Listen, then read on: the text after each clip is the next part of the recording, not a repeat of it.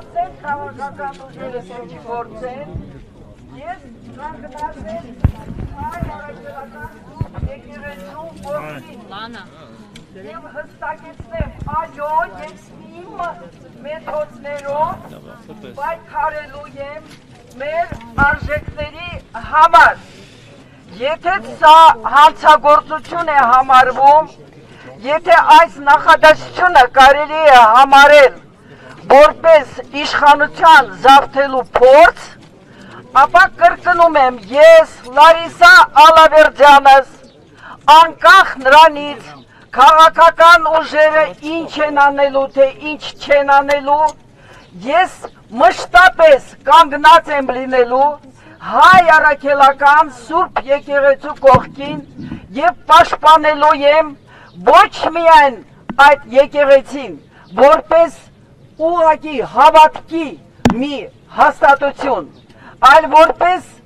մեր հայ ազգի ստեղծող, հայ ազգի ազգապահպան մի այնպիսի կառույց, որը կարողացել է իշխանություն կամ կառավարություն ժամանակին չունենալով և պետություն չունենալով պահպանի հայ ազգը։ Ես իմ մեթոդներով պայքարելու եմ ի հեճուկս բոլոր նրանց, ովքեր եկեղեցի դեռ երբևէ չեն մտել, այն դեպքում, երբ որ այսօր ասելով, որ իրենք հավատացյալ են, ուղղակի հարվածում են, կրկնում եմ, այդ հարվածը զուտ վեհափարի հանդեպ չէ, զուտ հայ եկեղեցու հանդեպ չէ, դա միջև անգամ միայն Հայաստանի Հանրապետության դեմ չէ, այս հարվածը համայն հայության դեմ է, սա ևս մեկ անգամ վկայում է, որ 2018 թվականին Հայաստանը զավթվել է ներսից և օրվա իշխանություն իրեն համարողը սպասարկում է ամբողջովին թուրք ադրբեջանական հայերի հանդեպ ցեղասպանական քաղաքականությունը։ Ի տարբերություն շատերի, որ ասում են իրենք կատարում են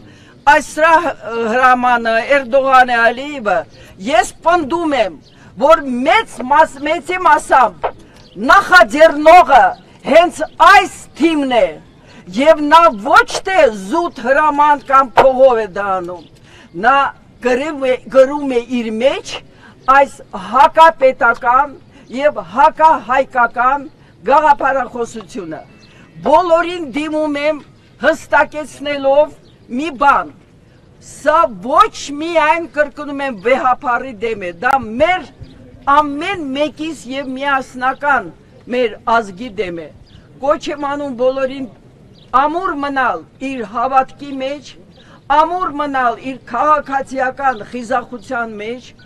ամուր մնալ մի հարցում, որտեղ զիջողությունը նույն բանն է, որ դու կանգնած ես դեռ կենթանի, բայց մեռած ես որպես էակ։ Շնորհակալություն, շնորհակալություն։